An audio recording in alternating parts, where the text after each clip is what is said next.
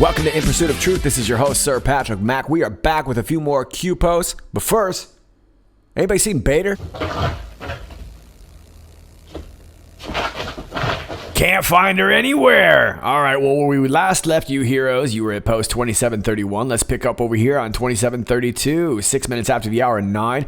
We get this Fox link right here. Q says, dark to light. The orders came from the highest office in the land. And the Fox link says, Michael Goodwin, Andrew McCabe is a national disgrace, and we owe him a big, fat thank you. Thank you very much. Andrew McCabe is a national disgrace. He was part of the most corrupt and most partisan leadership team in FBI history and was fired for being dishonest under oath. And yet, America owes him a big thank you.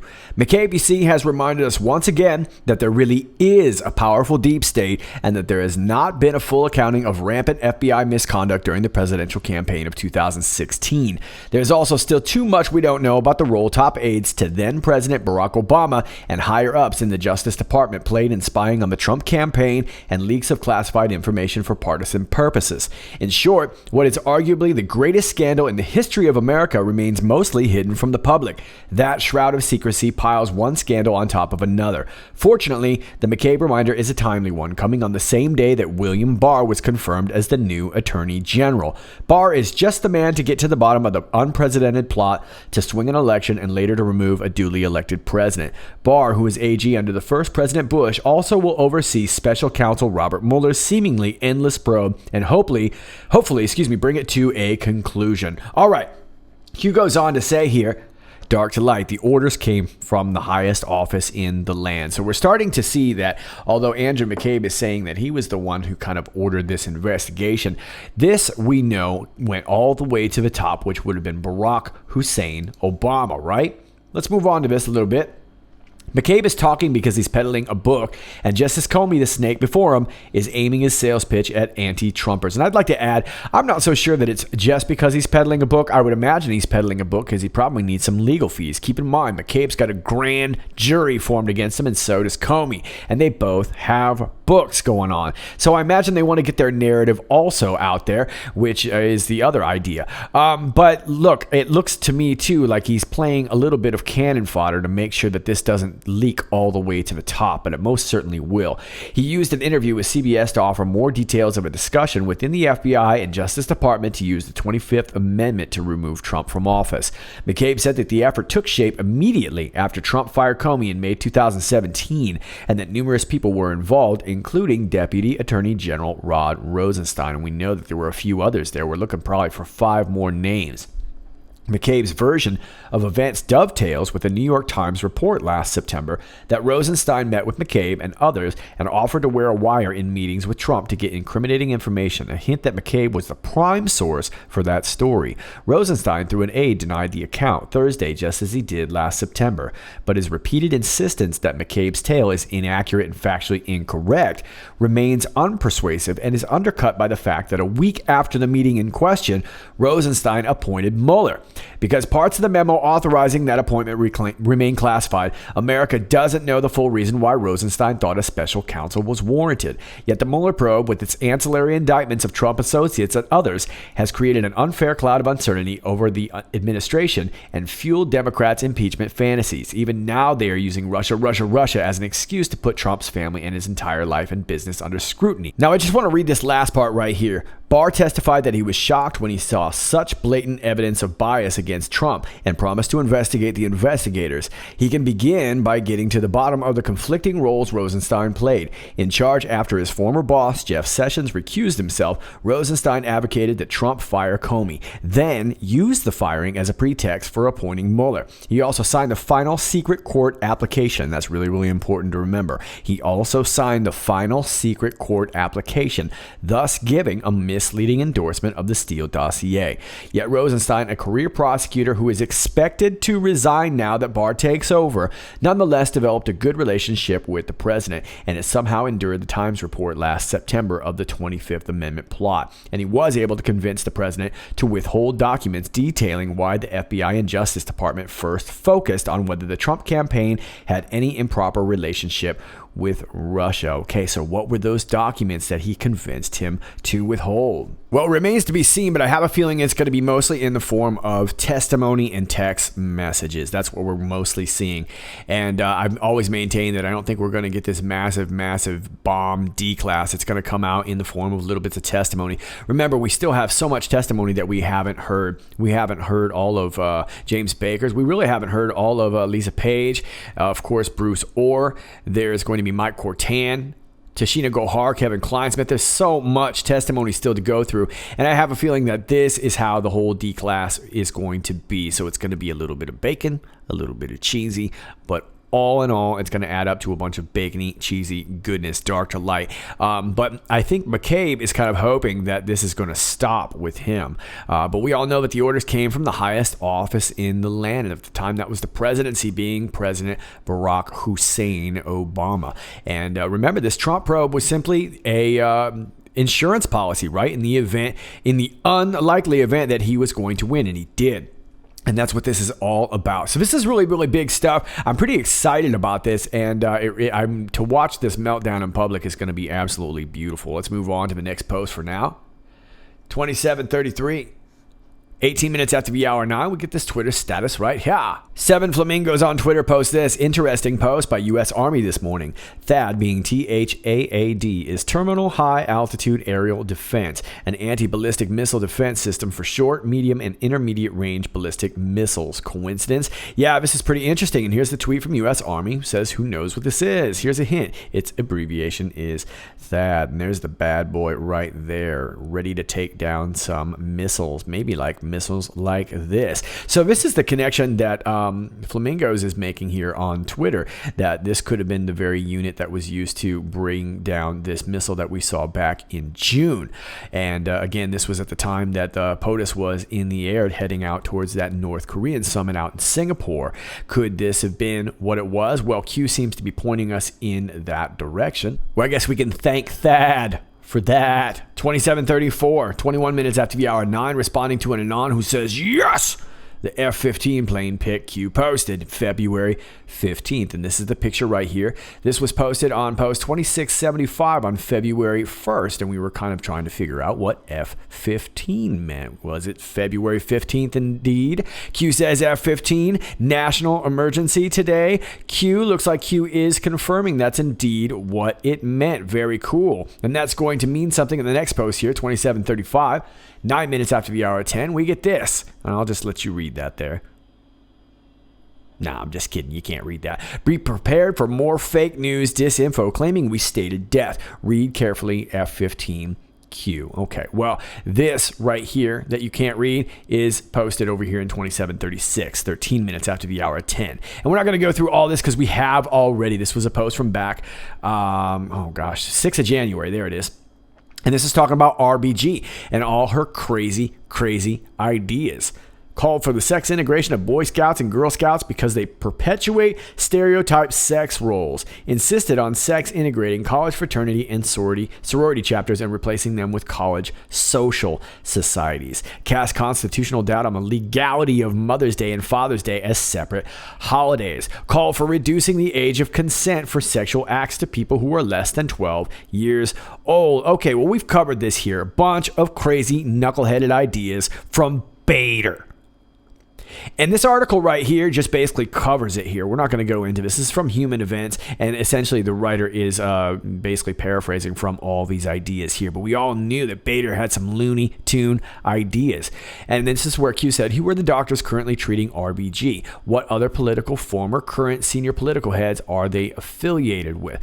What off-market drugs are being provided to RBG in order to sustain minimum daily function? What is the real medical diagnosis of RBG? Who is managing her care? Who is really managing her care? The clock is ticking. Panic, panic, panic in D.C. So the fact of the matter is that we don't really know. And of course, we joke about it all the time. We all think that she's probably already gotten off at the last bus stop, right? But the fact of the matter is, essentially, we don't know. Now, she was supposed to have showed up to this, what was it? It was a play or something like that. Nobody had any pictures, but everybody was tweeting about it. Oh, I saw RBG. It was such an honor, but nobody bothered to take a selfie in this day and age, right? So we don't really know. But I think the point here is that Q is being very, very clear, saying we didn't state that she's dead. We don't really know that she's dead. As a matter of fact, I think I may have spotted her in her evil lair. I assure you, I am still very much alive. I want you to bring me the head of the Orange Man. Do you understand me? Bring me the head of the Orange Man. I may have altered that video just a little bit. All right, well, look, I think the point that Q is trying to make here is that while I think there's going to be a lot of quote-unquote news organizations that are going to come out against Q saying that we wrongfully predicted Ruth Bader Ginsburg's death and show how disrespectful that is from these right-wing conspiracy theorist knuckleheads, when the fact of the matter is that it looks like F-15 was referring to the national emergency. And I think it lends to my point that I make quite often about predicting dates and things like that. There's a big danger to that because then you have to kind of stick with it. And if you're wrong, you're wrong. But the fact of the matter is that this plan to me has always seemed rather malleable. As a matter of fact, Q has even stated just the other day that they had to allow for holds, kind of like NASA does when they're counting down, right? There's a general idea, and we still plan to get there by a certain time, but we may have to make adjustments within certain windows. But it looks to me like Q was pretty accurate with this in predicting that the national emergency was going to happen on F-15, and it indeed did. And it's caused quite a bit of panic. Let's move on to the next post. 27:37, 43 minutes after the hour of 8 p.m. We get this Fox News link right here. Q says, be careful who you follow. DHS official, border security bill does not contain amnesty poison pills. You lose. Immigration hawks slammed the border security compromise President Trump signed into law Friday for containing last-minute provisions that they argued give amnesty to many, but a Department of Homeland Security officer insisted to Fox News that's a misunderstanding of the bill. The amnesty claim was made by lawmakers and conservative commentators. This deal provides a de facto amnesty for anyone claiming to be even in the household of a potential sponsor of an unaccompanied alien minor, Representative Chip Roy of Texas wrote on Twitter Thursday. That amnesty claim is based on Section 224 of the budget, which appears on first glance to block the deportation of many people who are illegally in the U.S. That's because it states that no funds may be used to detain or deport any sponsor or potential sponsor of an accompanied alien child. It adds that even any member of a household of a potential sponsor is now immune from deportation. But a DHS official told Fox News that terms like potential sponsor have precise meanings in Department of Homeland Security regulations, meaning that severely limit the number of people the budget keeps safe from deportation. For example, to be a potential sponsor, according to the DHS regulations, one must file significant paperwork such as showing ID, U.S. or foreign, and proof of residency. The adult applying must also submit documents about the child. Further, because the bill only applies to kids who are unaccompanied, it does not provide protection for those bringing kids into the U.S. That would significantly limit the number of people to whom the no deportation provision applies. The section was added to ensure that people coming to pick up kids in custody did not find themselves deported for showing up to pick up the kid. Chris Chemlensky, the deputy director of Numbers USA, which fights for lower immigration levels and which urged President Trump to veto the budget, told Fox News, that the provision is still problematic despite DHS's clarifications. We still have some serious concerns about the provision, Zelensky told Fox News. It still protects the sponsors and or relatives who make it into the U.S. That's not a precedent we should be setting. He noted that despite the paperwork DHS demands of someone to become a potential sponsor, some might still try to game the system and that it could still encourage unaccompanied kids to be sent over the border. Okay, well, I've yet to read this thing myself, so I don't want to give you a ton of opinions on this. I'd like to see some of the language for myself. I was a little surprised that Trump was going to sign anything, considering that we were going into a national emergency, and it remains to be seen how much of this is even going to hold up. But a lot of your typical, especially never Trumper conservatives have come out saying that this was a trash deal, and I'm not yet ready to debate that because I have not seen the ins and outs of this. I've been covering the Q posts. So you can let me know what you think down below, but those are your Q posts for now. Now let me rememberize you of a couple things we talked about yesterday. I want to add on to that. Now, I want to thank who I will call Chengdu Anon, who gave me some clarification on what we were looking at yesterday. Here's a great graphic for you to take a look at. We're going to look at these two pictures right here on the left side.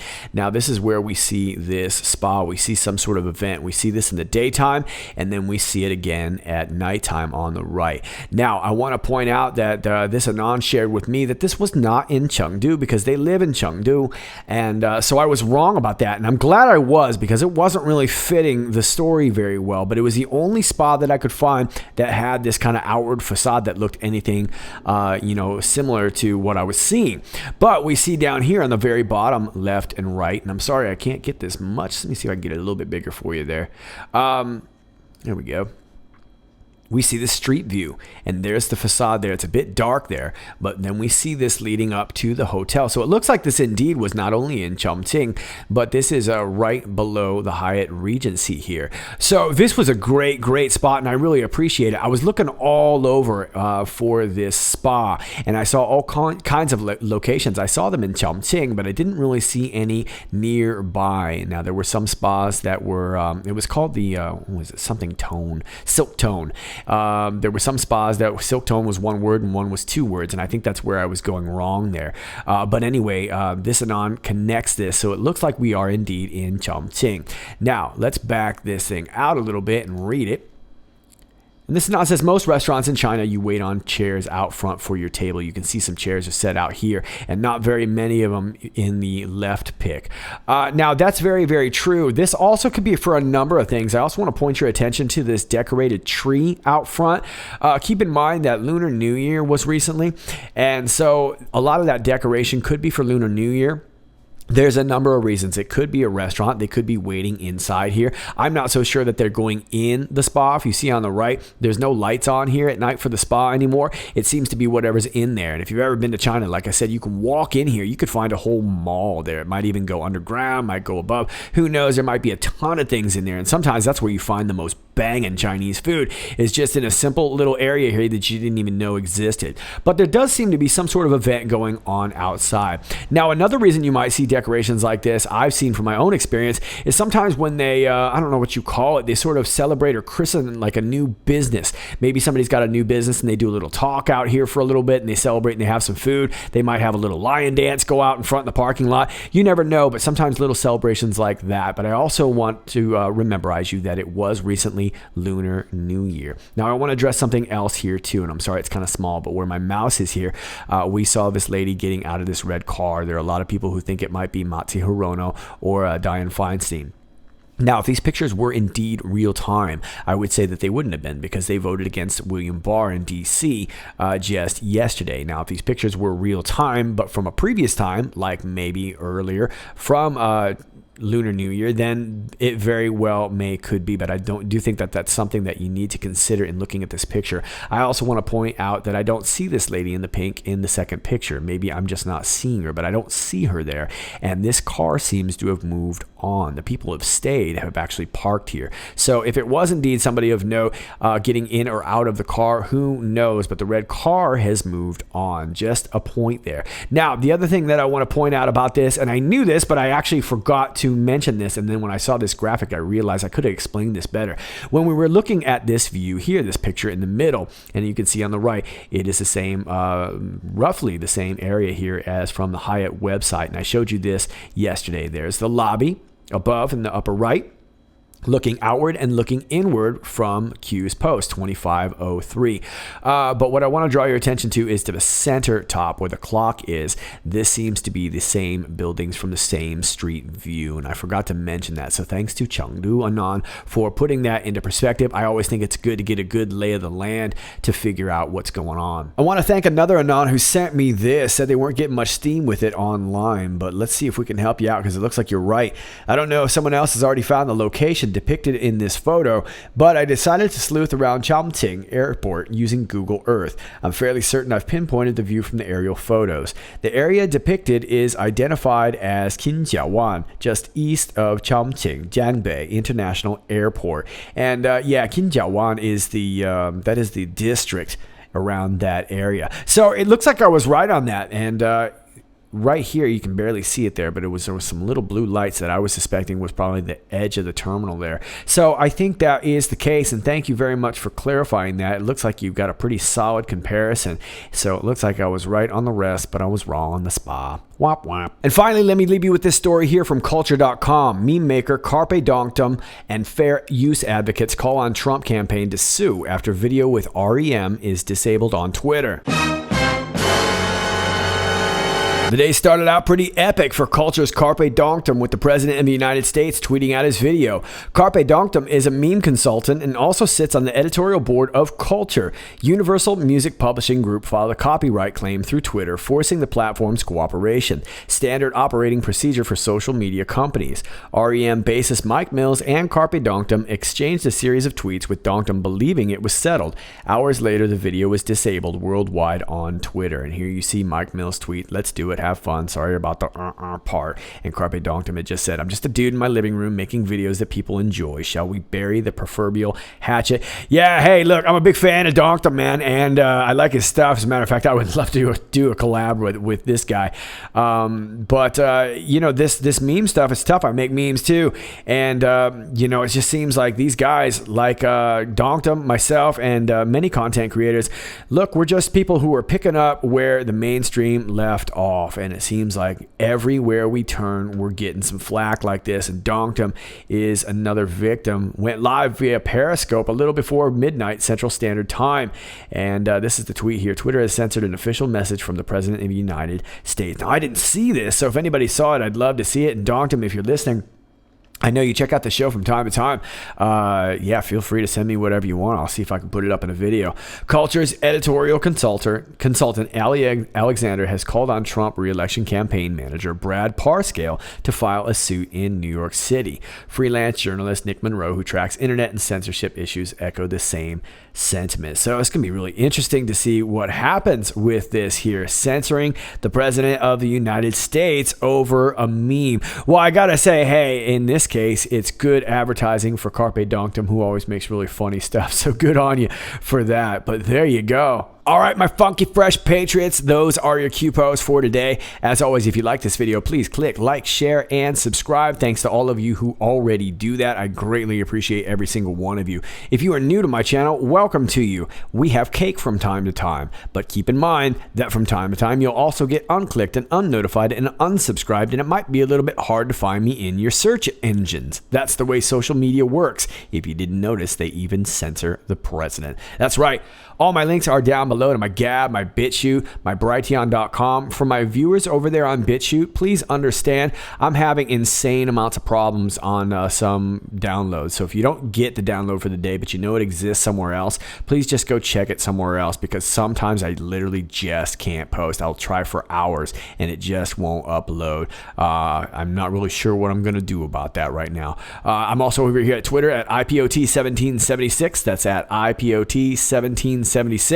And you can email me down below. My P.O. box is down below. And if you'd like to support the channel, my Patreon link is down below. I'd greatly appreciate it. All those links are down below. All right, kids, that's all I got for you today. Until next time, stay safe.